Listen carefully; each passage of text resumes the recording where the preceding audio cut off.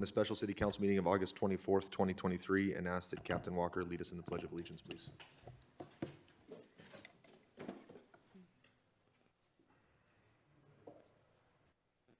Ready, begin.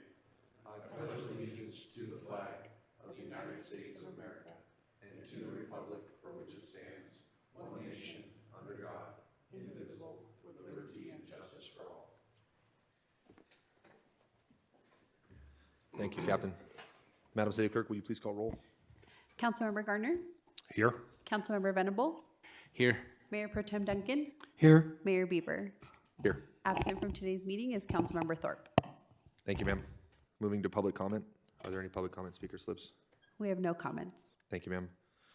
Department reports. Presenter Chris Mann, adoption of resolution 2023-43, ratifying the existence of a local emergency affecting the safety of persons and property due to Tropical Storm Hillary. Mr. Mayor, thank you. I'd like to thank the council for coming to this meeting on short notice, a special meeting. On August 20th, the evening of August 20th, about 10:26 p.m., I signed a declaration, a proclamation declaring a local emergency because of the tropical storm event that we had. By law, the city, once a declaration of emergency has been signed, the city council needs to ratify that within 7 days in order for us to continue that emergency. The benefits to the city for having a declared local emergency are several. Probably most importantly, in our case, in this situation, it opens up the door for us to receive federal and state reimbursement for our disaster response. It also extends the police powers of the city to do things such as shut down roads and take steps that are necessary to protecting the public. With that, who's up? Me, maybe? Okay, I'll hand it over to our public safety manager, Trevor Benson. Oh, that's how that works.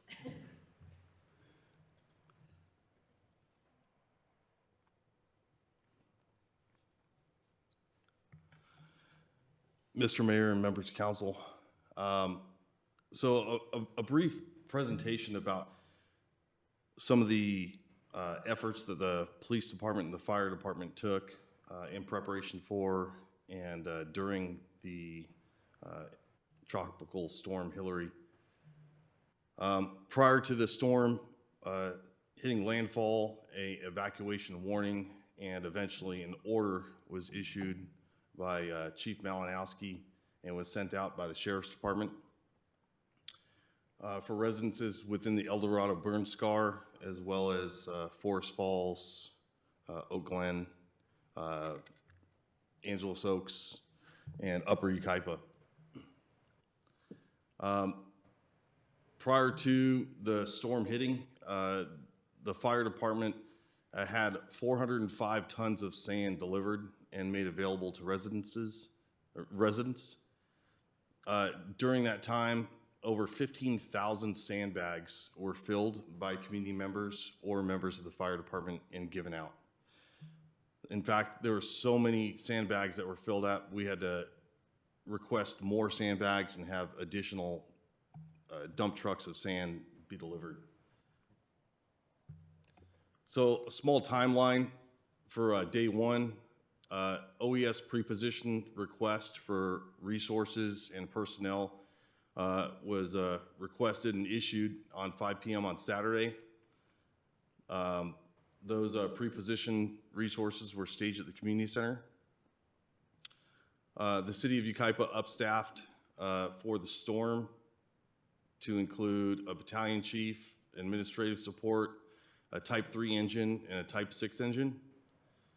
As the storm was incoming on Sunday, with heavy winds and rain impacting the city of Yucaipa, calls for assistance were upward of 20 calls in 2 hours. And just so you can make a comparison, on average, between our 3 fire stations, we usually have 20 to 24 calls a day. We had 20 calls within 2 hours for the fire department. Debris flow was reported on Oak Glen Road, and within 5 minutes, this debris flow reached Pendleton Road, making Oak Glen impassable. Chief Malinowski assumed the incident command and ordered shelter in place for Oak Glen Road at Pendleton to Harris.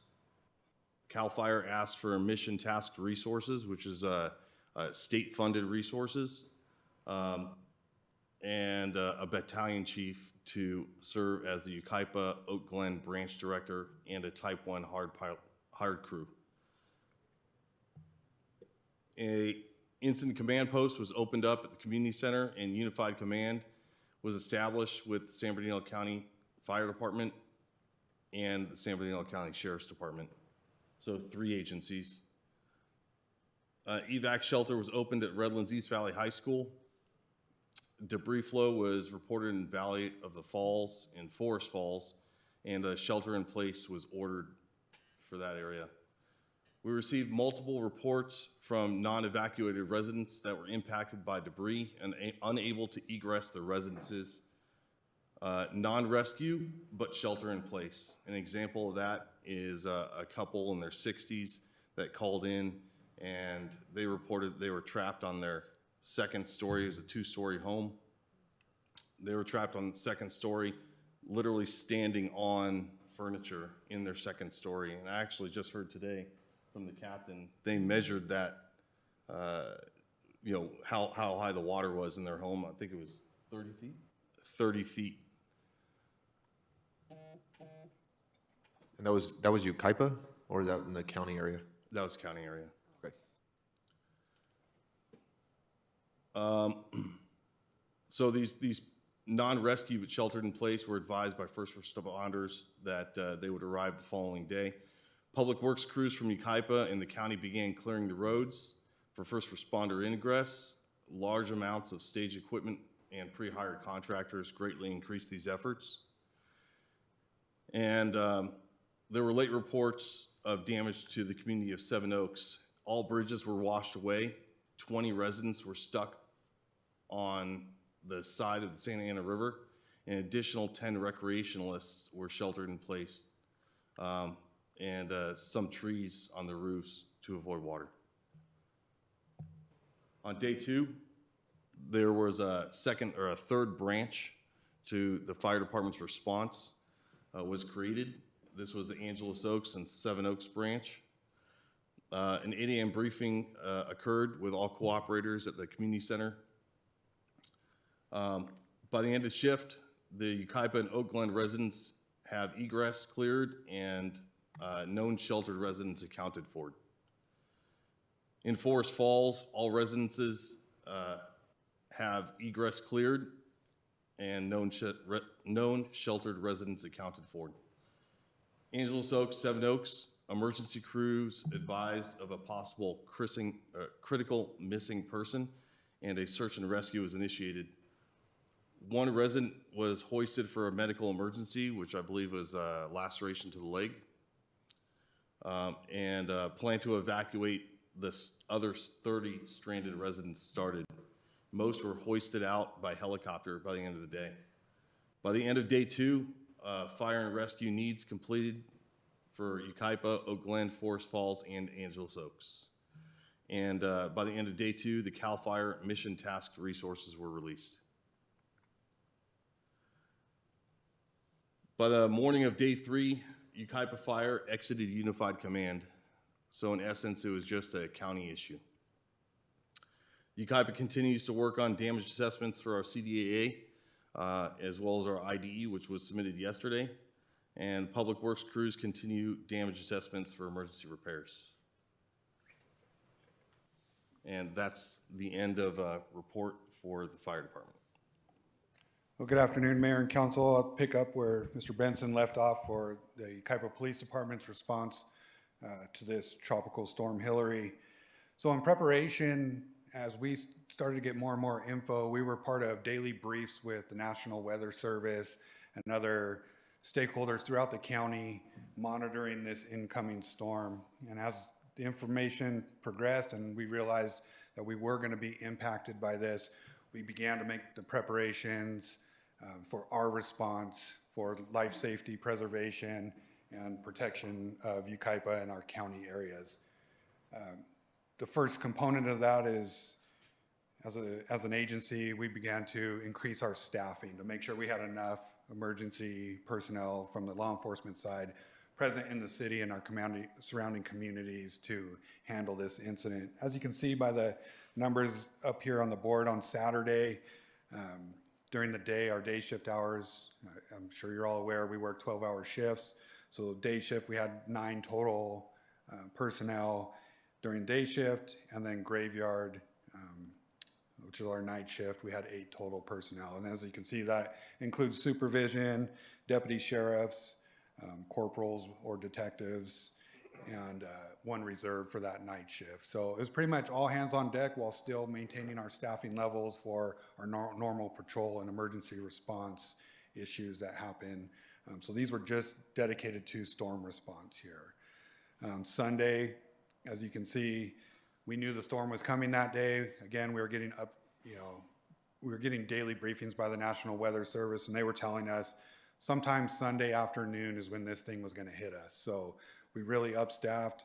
You'll see 16 for day shift and 14 for graveyard that night. A lot of resources for this community. I feel now looking back on it, I feel like we had plenty of personnel able to respond to this incident. And then moving forward to Monday, a total of 24 personnel on day shift and 12 on graveyard. I didn't go any further than Monday because really Tuesday morning things were pretty much handled and things were starting to get back to normal. So we lowered our staffing levels back to normal staffing levels that you see on a day-to-day basis. On Sunday, when the rain hit us, those initial stages of the storm, really our biggest issue as it kicked off was wind, more so than rain. We had a big influx of calls. We were getting pretty steady rain, but as you all know, it was the wind that was really playing havoc on us, knocking over trees, taking out utilities. And as you can see here, these are just storm-related calls. So we had a total of 47 just storm-specific calls that we could say for sure these residents called in, or our deputy sheriffs made a proactive call for service that was directly related to a storm event. 25 utility-related issues, 15 calls related specific to flooding, whether that be water was coming into someone's house or they were trapped, they needed some type of assistance.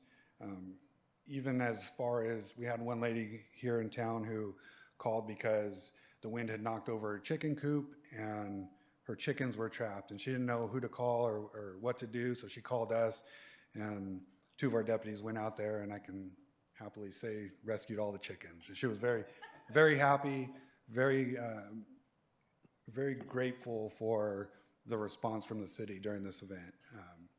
7 calls related to some type of vehicle-related issue due to the storm, whether, again, was flooding or a traffic accident, things of that nature.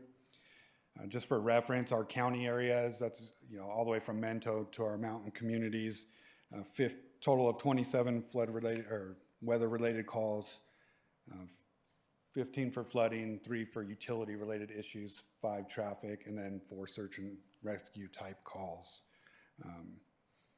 That's just storm related, and just for your knowledge and reference, overall on Sunday, all day, the Yucaipa Police Department handled 157 calls that day. So quite a bit for our small town. And then there was another 50 on top of these storm related ones in the county. So in total, over 200 calls for service that day, which is well and above our norms for just a normal day.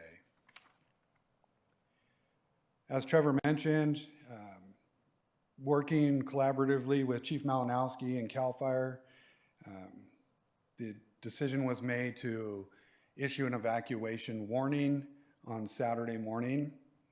We don't take evacuation warnings or orders or shelter-in-place orders lightly.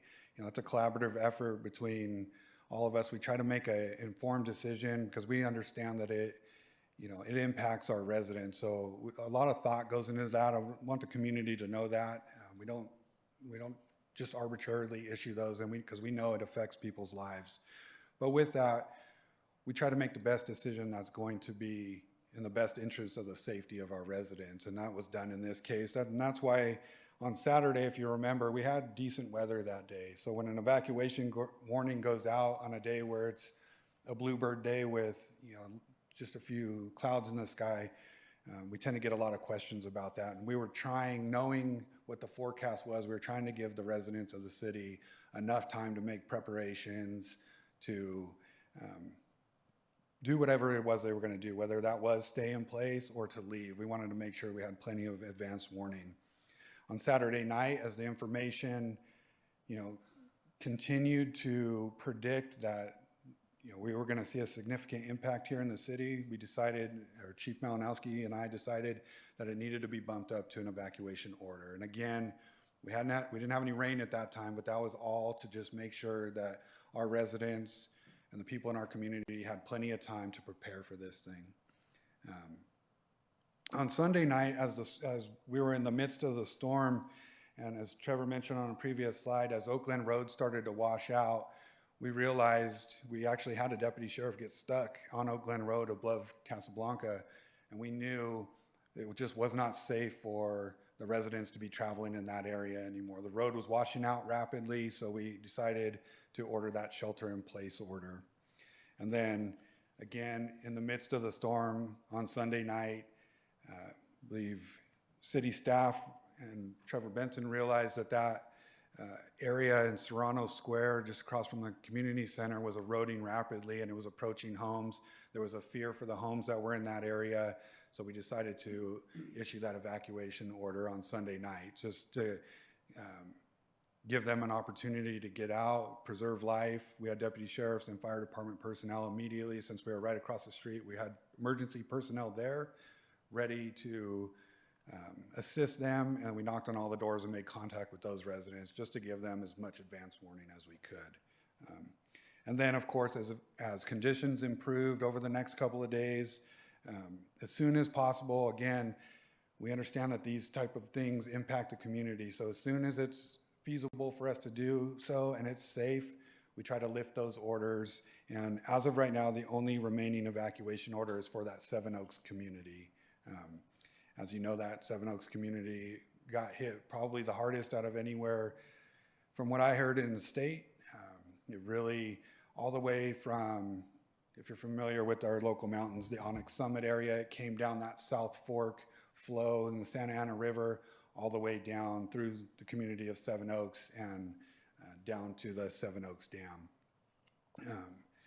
That community was very heavily affected. We did have 24 people who were stranded on the opposite side of the Santa Ana River.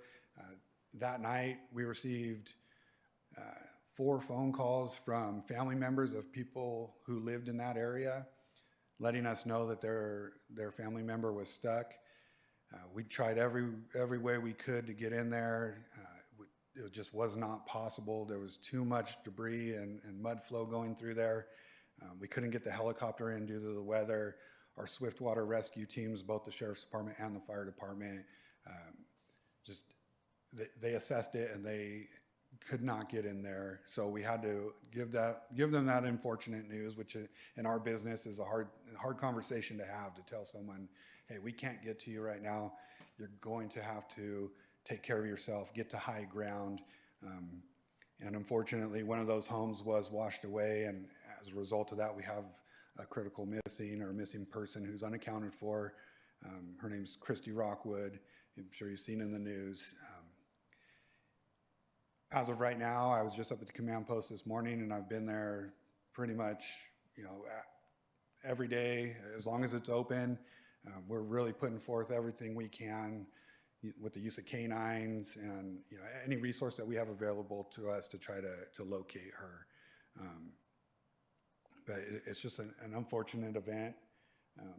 As Trevor mentioned, on Sunday afternoon, the Yucaipa Police Department entered unified command with CAL FIRE and County Fire. And really, I can't say enough about what a pleasure it was to work with our local emergency response. This is the first time I've had that. in this community, and it was a pleasure. I think the working relationships that we had, obviously prior to my time, these are well established, and it was, for me being the new guy here, it was really nice to see how well we worked together collaboratively. Every decision that was made had input from everyone who had a stake in that decision, so it was really nice. Lieutenant Scoville and I were at the command post at the community center, and we're now in Angeles Oaks at the fire department from the start of this thing, so we're monitoring it and deploying our resources as necessary. We exited Unified Command with San Bernardino County Fire yesterday at 1800, but they still remain with us up there at the fire department, helping us out with our search efforts for our missing person. As of today, the Yucaipa Police Department continues to staff one road closure, and that's the Oakland Road stretch from Casablanca up to the top of Potato Canyon by the steakhouse. We've been working with the city staff and county roads to keep up to date. They understand it's a priority to get that open. They've been working their butts off, working around the clock. You know, it's important for us to have deputy sheriffs or our personnel in those locations to stop people from going in and out of there, because all that does is slow down the work of our hardworking crews who are really working hard to get those open. So we're remaining there. Hopefully our goal and our hope is that tomorrow, hopefully early, that'll be open and our residents will be able to use Oakland Road here soon. I will note that that back side, the Wildwood Canyon side entrance to Oakland, has been open pretty much this whole time. So our residents that want to visit the local Oakland community can do so using the Wildwood Canyon entrance. And then I would also like to say for anyone that's listening to please obey the road signs, you know, look out for the road closures and look out for the work crews who are out there doing their best to get those roads open for us. And as I just talked about, our search efforts are continuing for our missing person in Seven Oaks, and that, as of right now, that remains our top priority. So we're working hard to get that done.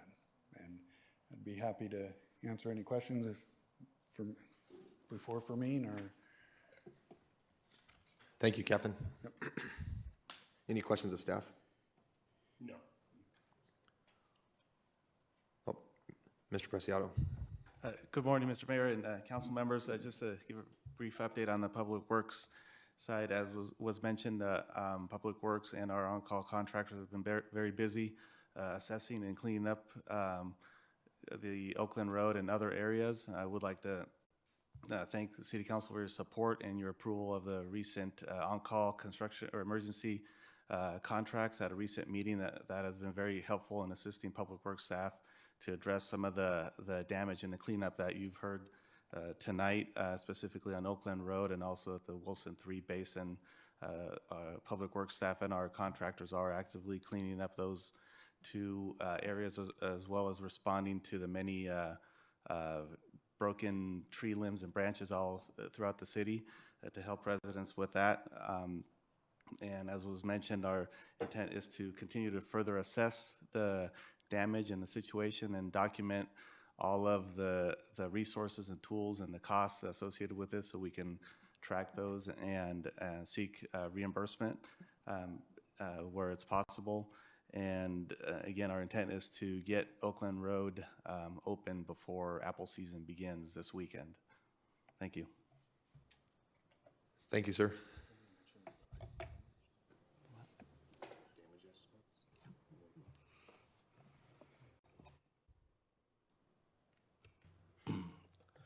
Sirs, I failed to mention earlier, but I think it's important to mention now. Yesterday, we submitted our initial damage estimates to San Bernardino County OES. There's several categories. One would be emergency protective measures. Others are damage to roadways, damage to spillways or basins. So far in emergency protective measures, which would be like staffing, overtime costs, things like that, we're at about $38,000. That's our estimate.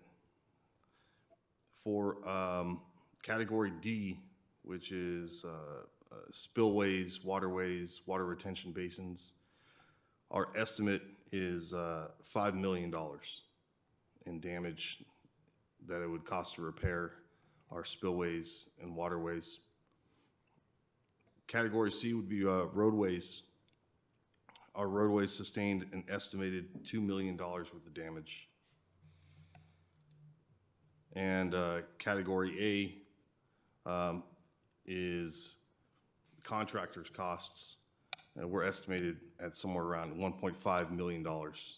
The total sum that was submitted to San Bernardino OES yesterday was about $8.6 million worth of damage the city sustained or is going to cost to repair the damaged roadways, spillways, basins, et cetera. Thank you, sir. Mr. Mayor, if I can, just kind of in summary, Saturday through Monday were really something. It's hard to really adequately convey what that was like up at the command post. It was just, I can't say enough how impressed I was about our staff and the surrounding communities who came to help. It was our personnel, but the Sheriff's Department personnel, Fire Department personnel, CAL FIRE, other cities, City of Colton, other cities that came to help in the effort. People we didn't hear from tonight so far in this report. Even our assistant engineer, Landon Kern, was called out in the middle of the night, Sunday night, to come assess the Wilson 3 Basin, which had a failure and was, perhaps threatening homes. So we ended up evacuating 3 homes in the Serrano Lakes project. Even our city clerk and city attorney, who scrambled at the last minute to get the proclamation ready for the disaster proclamation. This staff just jumped to it. The public works guys, oh my gosh. I mean, out there in the thick of it, in the middle of the storm, responding to call after call of downed trees and flooded roadways and mud flows, and it was really a sight to see this community come together. Our PIO, Joe Perdetto, pushing information out to the community constantly. We did a video with the mayor Sunday morning, which went out encouraging the public to heed the warnings. I think that had a big impact. So it was an all-around team effort. The damage estimates are unfortunate, but all in all, I think because of the preparation on the front end and the execution during, we fared much better than it could have been. And we've received actually a lot of really positive feedback from the community, which has been nice. Again, I always want to thank everybody because it was just really a well-executed event. Thank you, sir. Certainly a thank you goes out to every member of our city staff. Agreed, it could have been a lot worse. At the end of the day, the $8.6 million is a high number, but it is nowhere near the immeasurable cost of human life that was not lost as a result of the pre-planning, the deputies on the streets evacuating people, the information being pushed out from our PIO. And of course, our public works guys who are out there in the rain, in the wind, in those treacherous conditions, getting roads reopened so that first responders can get to do their God-saving or life-saving, God-given work. So, as I was hearing the staff report, it occurred to me, and I've heard this before, the only thing more difficult than preparing is explaining why you didn't prepare, and we don't have that here. Certainly the city of Yucaipa, under the leadership of our city manager and our emergency manager, had made the city of Yucaipa and the citizens all together that much safer as a result of their planning and making sure that no matter what the threat is, no matter what the hazard is, Yucaipa is going to be able to stand the next day. So outstanding work. Thank you to everybody involved. They certainly could have been a lot worse, so outstanding job by all. Is there any questions or comments of staff? Yeah, I'd like to make a comment. I also would like to thank all you guys, the first responders. I was up there Monday with Chris Monday morning, watched you guys in action, and it was amazing. Proud of you guys, truly. That's basically all I wanted to say. Councilman Venable? I have to commend you guys as well, you know, I mean, sorry. You know, and the rains and, you know, and all the elements, and it's tough. I've been there as well, and it's a tough duty, and you guys done an outstanding job. So I appreciate every one of you. All right, if that's the case, then we do have a vote. So is there a motion to adopt the resolution? I'll make a motion. We have a motion by Councilman Venables. Is there a second? I'll second. Seconded by Councilman Garner. Any further discussion? All those in favor? Aye. Any opposed? Hearing none, the motion carries 4-0. At this time, I will adjourn this special city council meeting, and we'll adjourn with the prayers of a safe mission for our search and rescue personnel who are still out in Seven Oaks, and that we can have the best possible outcome and put this in God's hands and hope that it all comes together. Thank you.